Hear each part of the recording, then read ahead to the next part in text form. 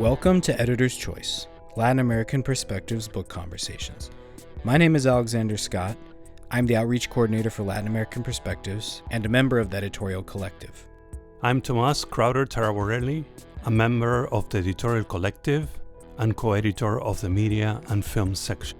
For today's show, we're bringing you part 2 of our interview with international relations scholar and LAP collective member Felipe Antunes de Oliveira to discuss his recent book, Dependency and Crisis in Brazil and Argentina, a critique of market and state utopias, published by University of Pittsburgh Press in 2024. A lot has changed since the 1960s and the 1970s in Latin America, and we're just curious, what do you see as the key weaknesses of the Argentine and Brazilian economies today, and how can their governments protect their economies from external pressures and the temptation to rely too heavily on global superpowers like China or the United States to sustain growth or achieve some alternative form of development, as you're touching upon in your book?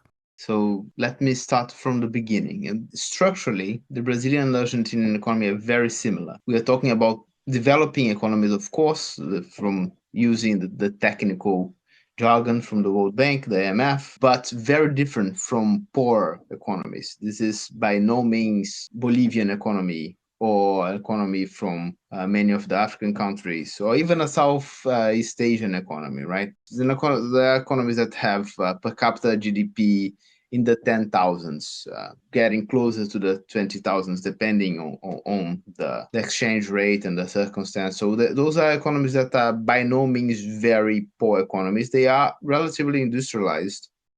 They had the process of very fast industrialization. In the case of Argentina, a little bit earlier in the 20th century, than in the 50s and 60s. In the case of Brazil, really fast industrialization in the 60s and 70s, following a first period of industrialization in the 40s. So they are economies that have a strong working class, a strong unionized working class, and that makes them similar to some European economies. But at the same time, they are economies that have a huge mass of what one could call subproletariat, or the excluded, or people in the peripheries. That makes about 30% of the population, sometimes going up to 40, 50% of the populations that are typically not in the formal sectors. So they are very complex economies that have traces, characteristics from different forms of economies. In the case of Brazil, because the country is so big, what we have is actually islands of European economies. So if you look at the countryside of São Paulo, including top-class aircraft manufacturers and very competitive agribusiness, you are talking of high income per capita comparable to Southern European economies. And of course, you have areas that are really left behind with very low per capita GDP. In both cases, you have very strong agrarian concentration. So you have huge properties that tend to not only control what is produced in the fields, but also social dynamics outside of the cities. And in the cities, you have this very big and important informal sector, together with dynamic services economies, complex industrial processes, so on and so forth. So those are complex economies, as I said, and things can get worse very quickly, as they have gotten worse in specific moments in history. So in Argentina, 2001 comes to mind, is when this complex economy really had a meltdown, and you have no mechanisms of sharing, and you have a total lack of trust in the local currency. You have the banking system collapsing. In Brazil, just recently, in 2016, 2017, we had a very deep crisis with also accelerating inflation and economic activity going down very fast pace. So one way of looking at these economies and thinking, and this is mostly the developmentalist way, but to a certain extent, the neoliberal way also has a similar way of looking at these economies. They look at them and say they are halfway economies, right? They are half modernized. They will become like European economies. In some cases, in the case of Menem, for instance, in Argentina in the 1990s, he made very explicit comparisons with Spain and Italy and Portugal. This was what he was aiming for. Say, we are just halfway there. We just have to increase our GDP per capita in another 10, 20,000. We can do that by growing 5-6% a year for 20 years, and eventually we will catch up and we will become a country like a Southern European country. Now, developmentalists have a similar way of looking things, in the way that they think that those economies are just not developed enough. So they need more development, in the sense that they need more industrial policies. They need the state to get their act together. They need to do a bit like South Korea did 40, 50 years ago, get industrial policies right, and then you can, again, increase GDP per capita another 20, 30,000, and eventually converge to the living standards of South Korea. And by the way, this is what China is doing. Now, I think from a dependency theory perspective, the story is fundamentally different. It's not that those economies are halfway towards development, and that development is just a little bit slower than those of developed economies. Actually, what we had is a long period of colonial exploitation that created very different economies based on extractivism, based on different social property relations. Then we had the fast process of industrialization that can be explained by geopolitical reasons, but also by some form of state intervention and direct industrialization, impossible institutional industrialization. And this reached a limit. And this limit was both internal and external. It was internal because to continue becoming an industrialized economy, we would have to transform this part of the population that is historically excluded, this 30%, into proper proletarians. They would have to become normally exploited. They would have to become something like English, French, German working class. Would have to accept their trade unions. We would have to include them in the political scene, in the political share of power, and then that will become a country more like this. So we have to do. We would need, in other words, a huge social transformation, right? And this didn't happen because ruling classes in South America control the state and block the process. And they continue doing so, right? So one way to understand the coup against Dilma in 2016 was exactly that. When the conditions of the working class were getting better and better, ruling classes got together and ousted the Workers' Party from the power, and make clear that they would not accept more social inclusion to the speed that was happening. The other limit is external. These economies, Brazil and Argentina, play a role in the international division of labor. They are major producers of soybeans, food commodities, and oil. We just had the tariffs now announced by Trump on Brazil, and I had the chance to go through what the sectors that are affected, and the major sectors are exactly iron, oil, soybeans, orange juice, these basic products. Of course, it also affects aircrafts, because those are, as I said before, mixed economies with some industrial sector. The fundamental role that these economies play in the world is as producers of commodities for central economies. So again, you have this external limit of what these economies can become. If they become fully industrialized, they change the international system, which is exactly what is happening with China, right? So imagine if we had the rise of Brazil and Argentina and other major economies catching up to the extent that China is catching up. This would totally change the international system. So you face a lot of very important external pressures that come together with these internal pressures that I mentioned before to block processes of catch-up development in these countries. Now, doesn't mean that catch-up development is totally impossible. Many people have read dependency theory as saying that this is what dependency theory has to say, and this is an oversimplification. That's not what Gunda Frank, Marini, Dos Santos, Bambirra ever said. They are saying it is structurally very difficult. They face fundamental structural difficulties, external difficulties, internal difficulties. And for this capitalist catch-up to happen, this would involve changing their societies through what can only be called a revolutionary process, that is including this mass of the population that has been historically excluded, but also a change in the international system, right? So this is what they saw as a revolutionary process. And I think this idea still holds. So if these economies are to be fundamentally changed, it's not about more neoliberal reforms, it's not about the state getting its act together and implementing more neodevelopmentalist reforms. It's about changing social relations in these countries and changing the position of Brazil and Argentina in the international division of labor. Now, how likely it is to happen without a revolution? I don't see a way without a revolution, right? And when we say a revolution here, we have to think of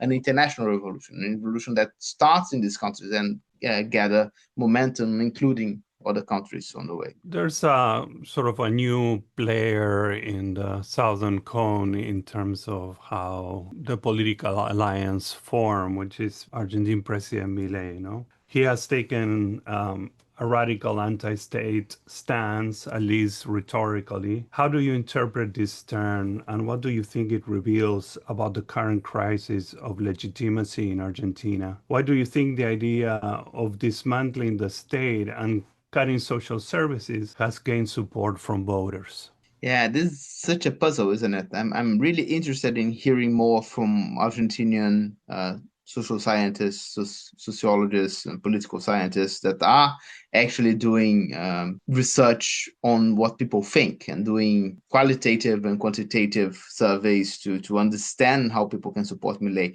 It seems a bit puzzling, and I have to admit that I don't have a complete answer. But what I can say is that when I was finishing the book, it was Fernandez had been elected and Lula had just been elected.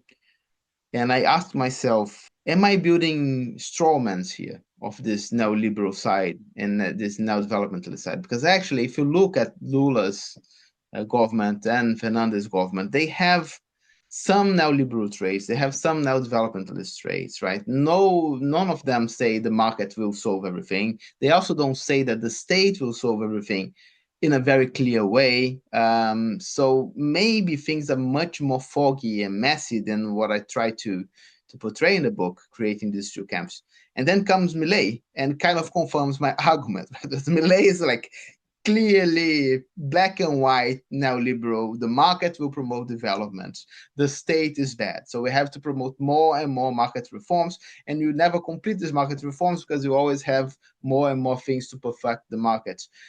So I think what it shows is that we are still trapped in this dichotomy, market states. And then when we are in a moment of political crisis, like happened in Argentina just before Milei's election, right? Because Fernandez's government was indeed so tragic and really couldn't deal with the pandemic and had so many problems. So when you got to this situation of crisis, people go back to these two polar positions, which are what is available in the political discourse in both countries.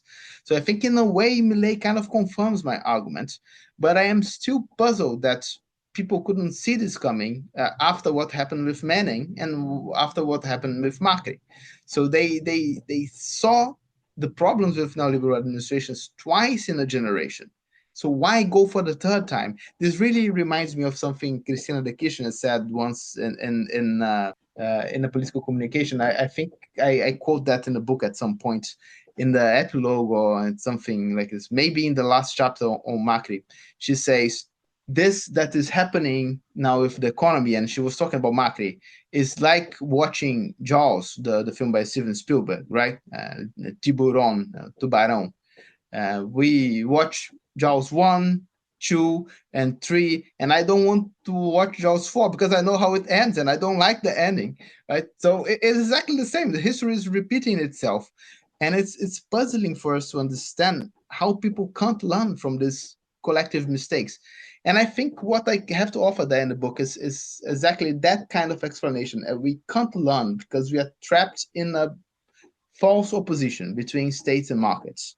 And whenever politicians are out of ideas and whenever we are in a situation of crisis and whenever we have to go for quick solutions, we go for more markets or more state.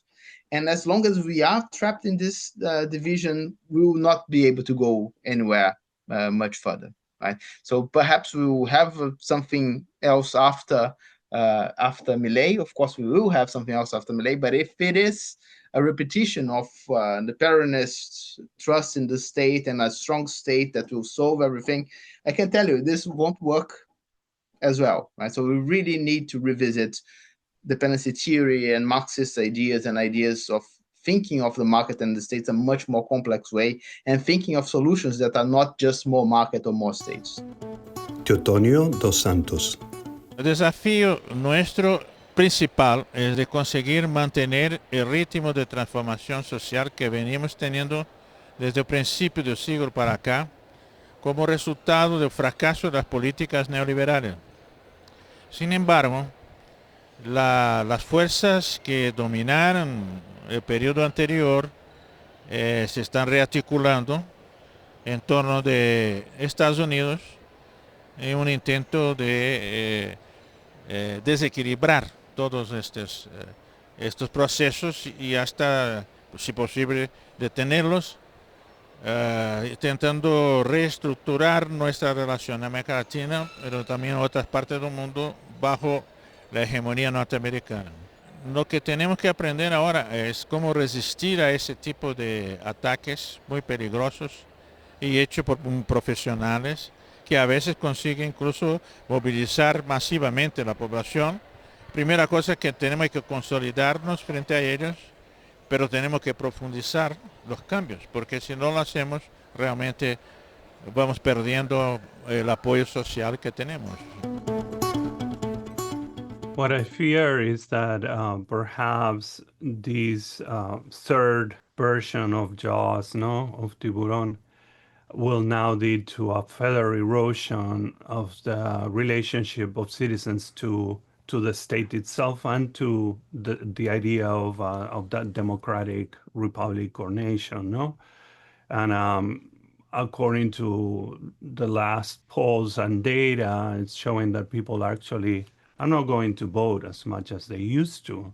No, so there's this fear of disengagement, which is actually supported and furthered by social media, political influencers that are much younger than the older generation of politicians. So do you think that's actually a part of the danger of what we're seeing, this kind of erosion of people's loyalty to the idea of democracy? And is that a positive or a negative thing? Yeah, I think in Argentina the situation is a little bit different than in Brazil there, because in Argentina, after the dictatorship, you did have a full social commitment to democracy, right? It was a full victory of the democratic camp. And that wasn't the case in Brazil. In Brazil, it was a negotiated transition to democracy. So we never had a full buy-in of democracy by the Brazilian ruling classes and by a big portion of the population, particularly lower middle classes, what Marx would call the petit bourgeoisie.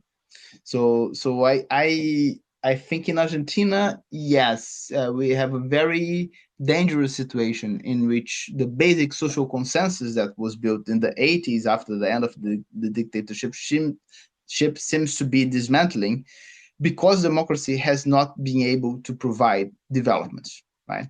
So there was this hope that the transition out of democracy, out of the dictatorship, would finally bring about development. And I'm afraid that now anti-democratic politicians will be able to say, actually, we will achieve development when you go beyond democracy or after democracy, and then you have dissolution of this basic rules of democratic game that's and certainly not enough, but they are fundamental, right? We want to go way beyond them, but we must have them at the same time.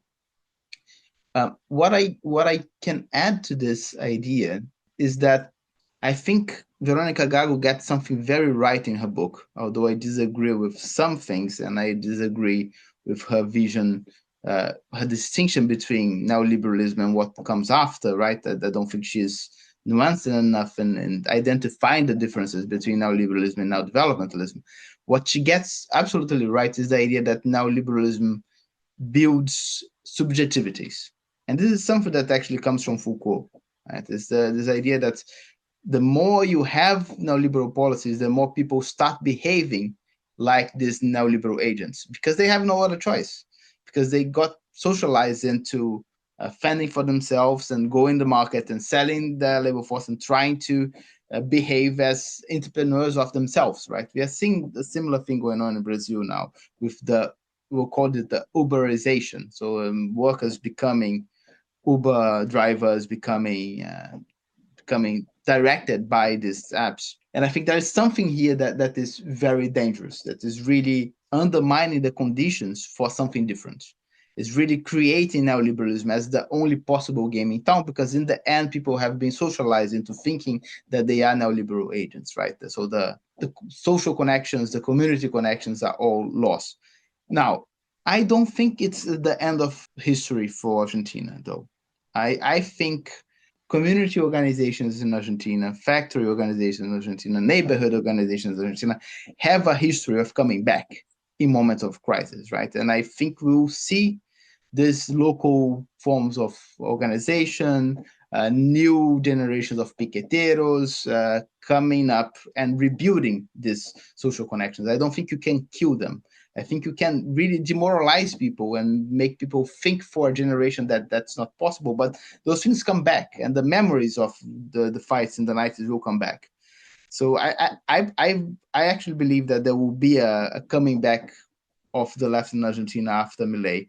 I had once the chance to talk to the president of Uruguay. He told me when I was there interviewing him for my PhD, I didn't include the interview in the book in the end, as I didn't include any specific interviews. I just used interviews to inform my thinking, and I didn't attribute things to anything that wasn't published, right? So I decided in the end to go for the published and public interviews of everyone. But in my interview there with Mojica, I was really desperate at the time because I got to interview him after Bolsonaro was elected. And I thought, like, that's the end of history. How can we elect this guy? It's the return of fascism in Brazil. There's nothing we can do. And he said back then, I don't know how, but I trust the Brazilian left will find a way out of it, and the pendulum will go to the other side. It will happen sooner than you expect, and it did happen. Right? We really had a very strong grassroots campaign to re-elect Lula for the third term. So I think I can't tell you how, and I don't know the details because I haven't been doing empirical research in Argentina for a while. But I do think that the Argentinian left will find a way back. You know, the social organizations in Argentina were very strong, even in the 90s. Even in the 90s, if you think during the Menem's years was when you had the social movements to occupy factories, you had top of the piqueteros movements. So those things are sleeping right now, but they will eventually come up. Según las atribuciones que la Constitución Nacional me confiere como presidente de la Nación, he declarado el estado de sitio en todo el territorio nacional. Espontáneamente, desde los balcones hacia la calle. Así nació la protesta apenas el presidente de la Nación culminó su discurso, pasadas las 10:30 de la noche. Basta de ajustes, basta de fondo monetario, basta de todo. Ahora que tiene que gobernar la gente. Están llevando toda la guita del país afuera.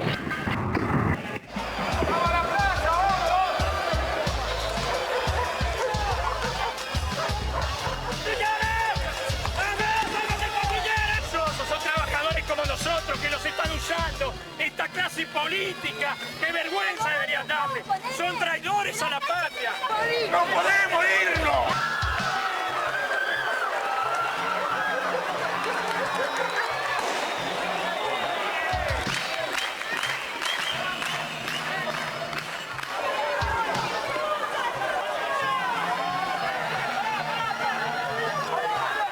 No, loco, esa cámara sale $4.000.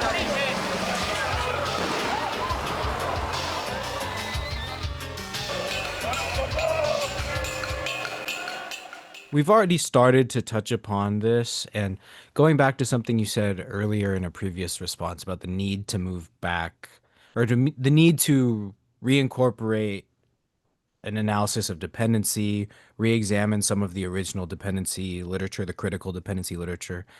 You in your book, among other scholars on the Latin American left, are starting to re-engage with this idea of dependent fascism. And towards the tail end of your book, there's a really good chapter on Bolsonaro where you begin to talk about this as a dependent fascist movement. And you incorporate also this idea of internal imperialism. So I'm hoping we can unpack, like, I guess we've already started to talk about how we arrived at the moment of Bolsonaro and Milei, the structural crisis that conditioned this, and the failures of neodevelopmentalism, I guess. But if we could just unpack for the listeners, like, what is dependent fascism? What is the significance of internal imperialism? What are the specific internal class dynamics that condition this process? How does it reify colonial structures? I think our listeners would be really interested to hear your take on that. Thank you. This is such an interesting question. I've been thinking a lot about that now after Trump. So if you remember, during the first Trump administration, there was a whole set of literature calling it fascism. And the liberal mainstream at the time said it was calling wolf. So they said, like, that's not exactly fascism. You are not being historically precise. This was a very standard kind of point that a lot of pundits made, and even some serious academics that I respect a lot, saying, no, we have to be very historically specific about fascism.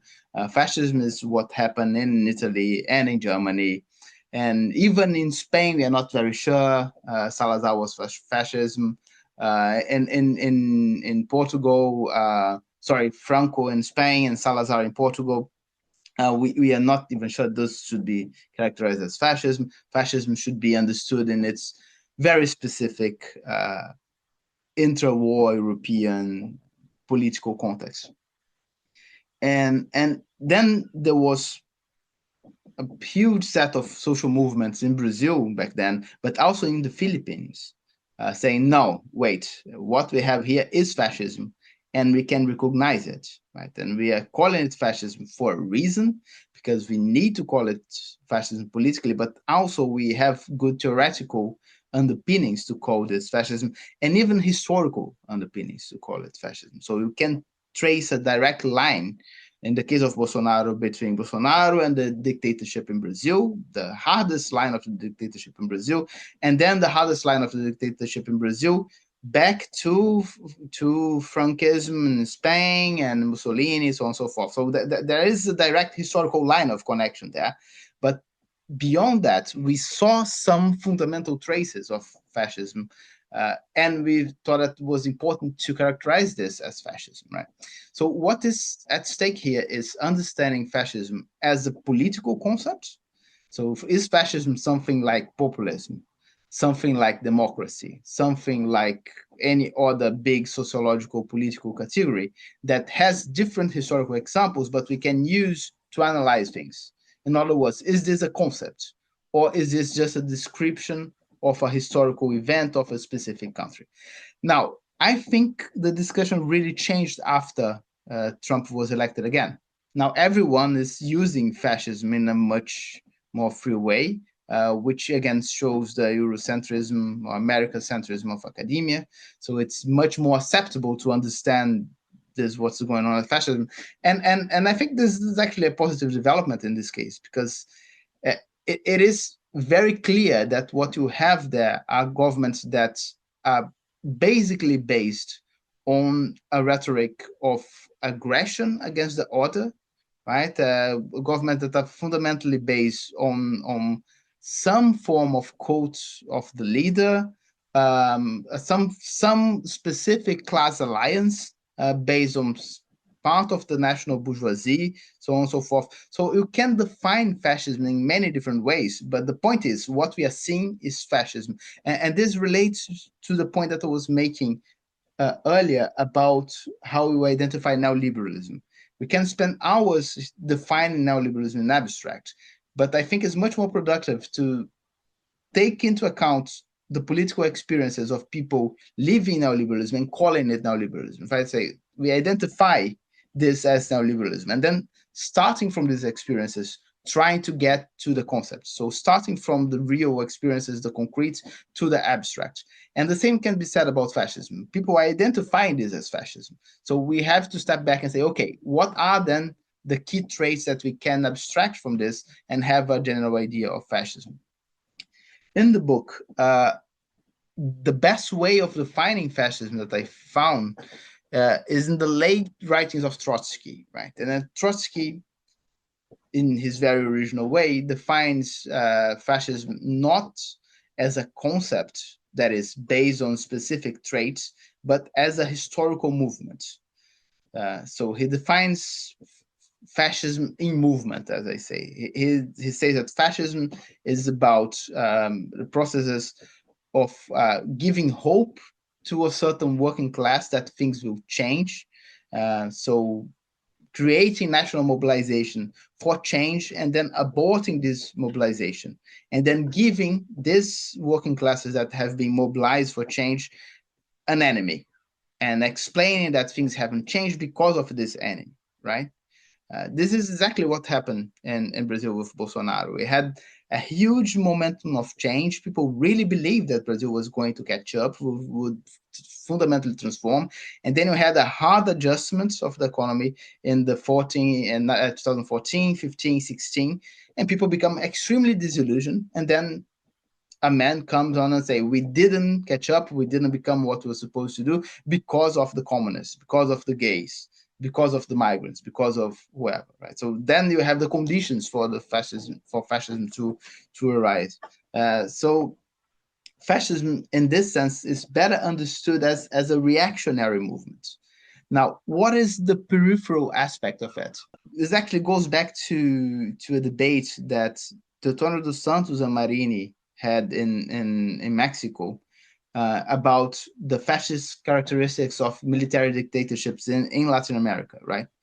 And this is one stance where I disagree with Marini, because Marini saw the military dictatorships as non-fascist because they lacked social mobilization, according to him. And Teodoro dos Santos, who first proposed this idea of peripheral or dependent fascism, said, no, actually, we have here some form of fascism that is different from the European fascism in that it doesn't have the social mobilization, but we can still identify the traits of fascism here. And what is interesting now is that we do see social mobilization. So we have kind of a completion of the traits that Dos Santos was saying, to the point that I think that if Marini was alive, he would be able to identify Bolsonarism as a form of fascism, right? Because it includes the only thing that was missing in the military dictatorship, that is a form of mobilization of the lower middle classes. So what makes peripheral fascism peripheral? The first trait is very obvious. It happens in the periphery of the world economy. And here it's interesting to recall that fascism emerged originally in Europe, not at the center of the European economies. Right? So it didn't emerge in England or in France or in the US on the other side of the Atlantic. It emerged in the latecomers of industrialization. It emerged in Germany and Italy, and then later Spain and Portugal. So it emerged in a certain form of European periphery in the process of industrialization. And the countries that were left behind and that believed they should be able to take part in a certain group of countries that were the colonial countries, right? And so the fascism originally appeared as a catch-up process, although they didn't use the term development that would enter only the political lexicon many years later. What they were proposing was a kind of catch-up development, right, to the masses, and say we should be more like this. So the original trait of fascism is already peripheral in a sense, but this trait really gets extremely clear when you look at Latin American fascism, because you have the full fascist rhetoric, you have the clear fascist class alliance between the petit bourgeoisie, the small middle classes that feels threatened by the emergence of the people that have been left behind, this 30% that I talked about of subproletariats, right? The inclusion of these people in the formal workforce really threatens the position of the small bourgeoisie that is included in the workforce, because these people typically work for them. So it's really changes this class relation. So fascism appears then as a reaction against this final inclusion of the working class in these modern states, but also under conditions of peripheral capitalism. So under conditions of external pressure, under conditions of imperial policies being imposed on Brazil and Argentina, so on and so forth. So here, again, what I try to do in the book, I think, can be summarized as two steps. The first step is reclaiming the idea that fascism is a sociological concept, and we can discuss fascism in different situations, and then go into Trotsky to find the definition of fascism in movement as something that can be understood in different historical moments. And then the second one is to highlight the specific traits of this fascism when it happens in the periphery of global capitalism that we can so clearly see in Bolsonaro, right? And really invite people to read the epilogue on Bolsonaro, because Bolsonaro's rhetoric is unmistakably fascist. It's very difficult to hear that and not identify it as fascism. the point is explaining how is that possible? How is that possible to have a fascist leader in the periphery of global economy? And for that reason, we need this concept of peripheral fascism.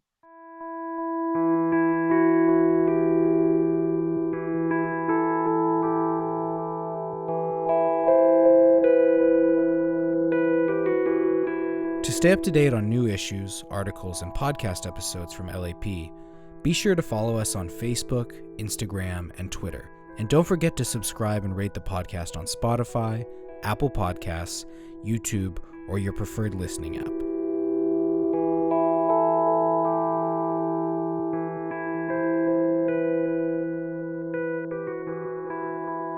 What is it revolting against? The power structure. The American power structure? No. The French power structure? No. The English power structure? No. Then what power structure? An international Western power structure. And I, for one, will join in with anyone, don't care what color you are, as long as you want to change this miserable condition that exists on this earth. And there's got to be a change. People in power have misused it, and now there has to be a change, and a better world has to be built, and the only way it's going to be built is with extreme methods. So now, internal imperialism. As you know, in the US context, there is this concept by Black radical scholars of internal colonialism, right? They saw the exploitation, the oppression of Black populations in the US as similar to the oppressions of people in the colonies outside of the US. So they made this direct connection between colonialism and their own situation. I think this is very interesting, and this is particularly important in countries that expanded as empires, which is the case of Brazil. It's also, to a certain extent, the case of Argentina with what they call the conquer of the desert, right? So there's an imperialist moment in Argentinian history, but much less so than Brazil. Brazil was officially an empire. It became independent as an empire, and it called itself the Empire of Brazil. Right? And this Empire of Brazil, in the beginning of the 19th century, had its center in Rio de Janeiro, had some big cities close to the coast, Salvador, Recife, and of course, São Paulo, but it expanded through the center of the continent and through the Amazon. So the process of establishing the borders of Brazil were really a process of imperial expansion. In that case, relatively similar to Russia, more or less at the same time, right? It's a huge expansion of an internal empire. In this expansion, we have, it's just mind-boggling to imagine the people in the 19th century with very limited resources trying to conquer and to control this huge territory, right? So what you have there historically is push through the borders and a huge effort to secure the borders, but then a lot of spaces in between that have never been fully integrated into the national economy and the empire. And biggest examples of this are indigenous reservations, right? Huge pieces of land that people managed to later guarantee a certain level of control and protection, but that are not fully part of the Brazilian national economy. And the right keeps trying to include them through mining, through different process of inclusion. So there are many parts of the territory that have simply not being included in the national economy. So it's a form of imperialism that was never completed. And this part of inclusion of the territories also appear in the micro level in the big cities, right? Because after the war against Paraguay in the late 19th century, you have a massive disband of the Brazilian army, and a lot of enslaved people that became freed for the war were also left to find their own means of subsistence and started occupying first the hills of Rio de Janeiro, but also the peripheries of many other cities. And this population also has never been fully integrated into the expanding Brazilian empire. So what I'm trying to say is that there are many pockets within Brazil of resistance, if you want to use this word, of indigenous populations, of Black former enslaved populations. And there is a huge and constant effort of the Brazilian states to include this. And I think it's illuminating to call this process as a form of internal imperialism. It's a completion of the imperialist project of the 19th century that has never been completed. And that halts at certain points, right? So when neodevelopmentalists come to power, when the left comes to power, they see the problematic process of inclusion of these parts as parts of the Brazilian empire, and they try to include it in a different way. They try to include it while respecting this determination of the indigenous people, while respecting the human rights of the former enslaved population. But when you have the rights coming back to power and they need to accelerate capital accumulation, what they do is they go fast forwards in the process of incorporating these pockets, trying to promote fast gains to Brazilian capitalism. So this is exactly what happened in Bolsonaro's government.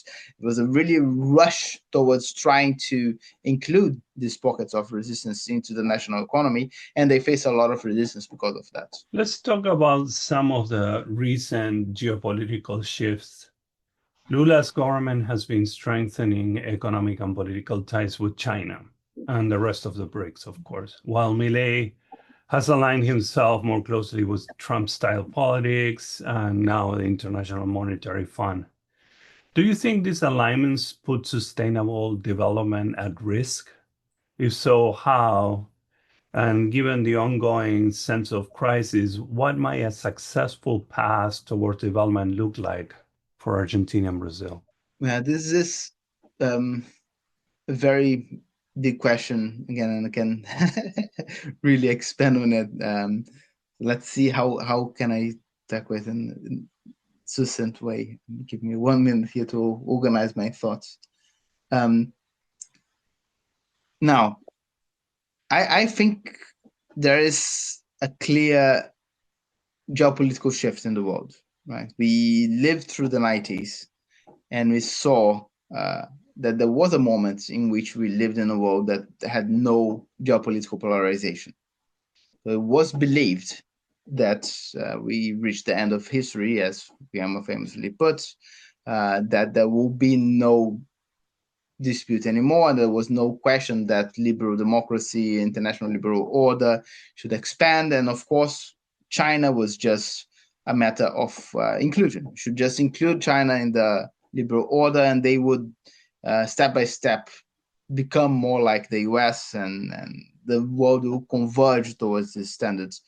And this has clearly not happened, right? China has managed to grow enormously in the last 30 years. Some world historians call it the fastest process of capitalist change in history, and I think that's pretty much accurate. But at the same time, they managed to keep a centralized political structure that allowed them to polarize against the US, or to be more precise, allowed the US to identify them as someone that was not converging towards their interests and polarize against them. This in the last 10 years or so. Now, in material terms, South America is much closer to China because of complementarity of the economies, right? The raw materials that Brazil and Argentina produce, the agrarian commodities, iron ore, they find their main market in China. And the US can only provide the small market for these commodities because the US is also a major producer of the same commodities, most of them, less so of iron ore. But so I think there is a material complementarity with China that is beyond political choices. But your question was more about what we do with this, and what about the political choices then? Can governments affect the position that they are in this big new geopolitical order in a conscious way through their foreign policy choices? I think to a certain extent, the Brazilian foreign policy has never tried to be aligned. Right? If you ask Brazilian diplomats, there's a whole tradition of justifying what Brazil does in terms of non-alignment and in terms of having different partners. So they will deny that they were aligned with China in any way. They will say we have also an agreement with Europe, and we want to have the best relations possible with the US. The problem is that they don't want to have good relations with us. In the case of Argentina, you have a very different strategy that goes back all the way to peripheral realism, which was the foreign policy of Menem. It was this idea that you can create some kind of symbiosis with the US. So they see the case of Japan, Canada, and they think, well, we can do the same. We can become satellite developed economies of the US if we just integrate and become trustworthy partners. We have a lot of political, historical, cultural affinity with the US, so we will just become part of the first world by become a satellite economy of the US. This argument, I would say, was more convincing in the 90s. It's very hard to defend this argument today when the US is attacking its allies just like it's attacking its enemies, right? So it's very hard to sustain this argument. I really find, and I'm trying here to rebuild the argument in a way that would make my critique stronger, but it's just a very weak argument today because the US has been contradicting it and making it very clear that it is a decaying empire and it's just trying to save what it can to its own population. So it's not interested in saving the international liberal order at all. And it doesn't feel that it has resources to have for the further formal or informal colonies, right? They are not interested in sharing the pie, even if you swear that you love them, like Milei does. So I think this is a strategy that is doomed to fail. Now, in terms of the Brazilian strategy, I think there is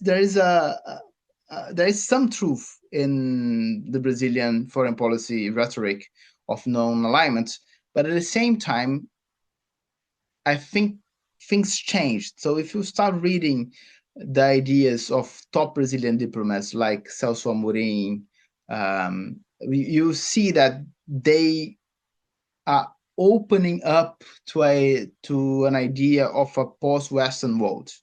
And this is different from what we had only 20 years ago, right? Only 20 years ago, I think they were really trying to reach some form of non-alignment.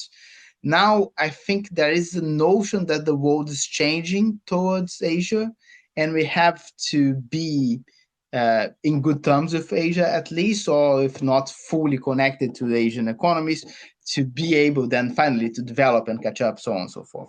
So again, development and catch up appear as the main driver of this foreign policy, but they see Asia as a fundamental opportunity, if not an inevitable change in the global economy, and they want to be part of it, right? And this comes hand in hand with a critique of Western ways of thinking, of Eurocentrism. So there's a renewal of this anti-Western or post-Western ideas in foreign policy. They don't make it to the official foreign policy discourse, but I can feel that there are more and more parts of the Brazilian foreign policy establishment that are starting to think in this way.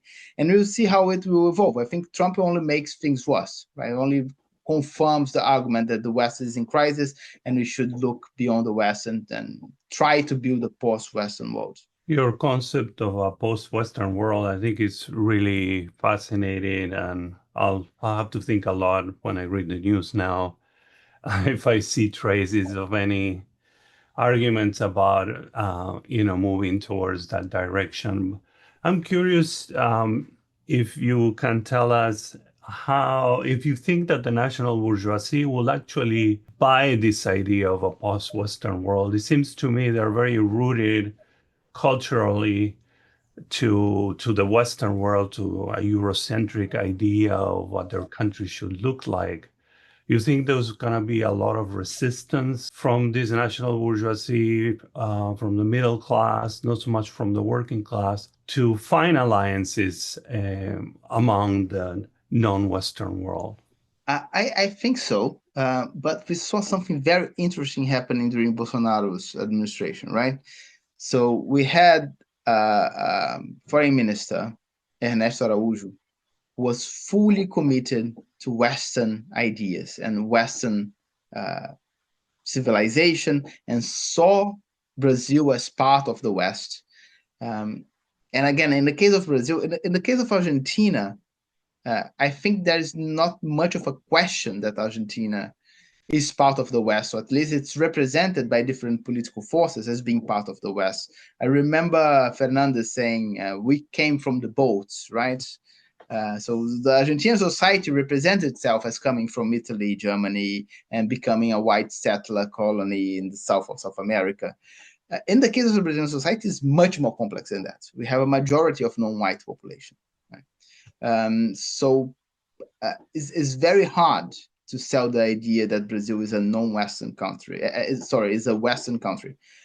Still, the tradition of the right wing of Itamaraty and the conservative part of Brazilian foreign policy is to firmly represent Brazil as part of the West, because they are looking to themselves, right? So they look white and they can speak French and English and all European languages. So they identify as Western. And if you look at the history of the Brazilian foreign policy, the Itamaraty and the Brazilian we call it Itamaraty, the Brazilian foreign ministry. It has spent 200 years trying to sell to the world this idea that we are part of the West. Right? I actually have a research project that is called Faking Civilization. It's about this construction of Brazilian foreign policy. So they are trying to fake that we are like the European civilized, which are the cultures that they admire so much. This is so clear in the beginning of the 19th century and late in the 19th century, but also with the hero of the Brazilian diplomacy, which is the Baron of Rio Branco. The Baron of Rio Branco, who shifted the alliance between the UK to the US for Brazilian foreign policy, but he was strongly Eurocentric. He also really believed that Brazil should be part of the civilized white world, right?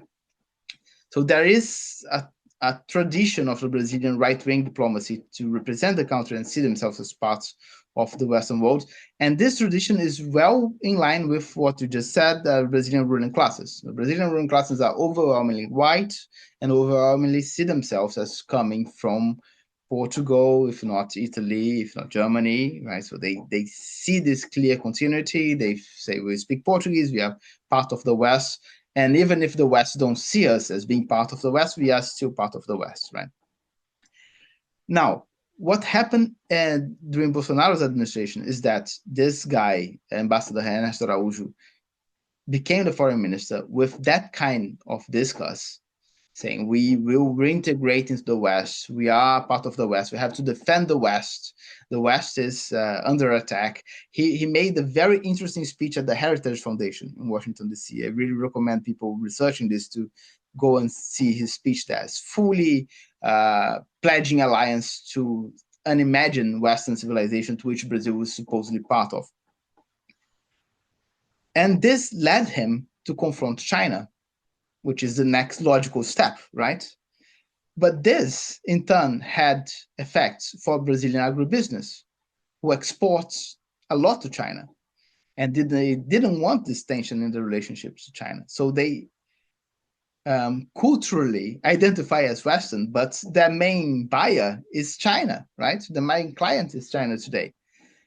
So in the name of Western civilization, this foreign minister confronted China. And this had negative effects for the business of Brazilian agribusiness, for the Brazilian white elites. And he got ousted because of that.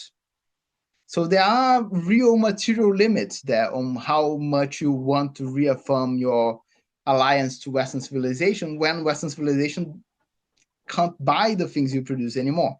Right? So we can't be colonies of the West anymore. It's just impossible because the West is in crisis. So at some point, Brazilian Western elites will have to reinvent their identity and start seeing themselves as clients of somewhere else in the world. And I think this is a process that is happening. And of course, it creates a lot of noise in between. Some business owners will continue to reaffirm that their family comes from Germany and they are blonde and they have blue eyes, so they are Western.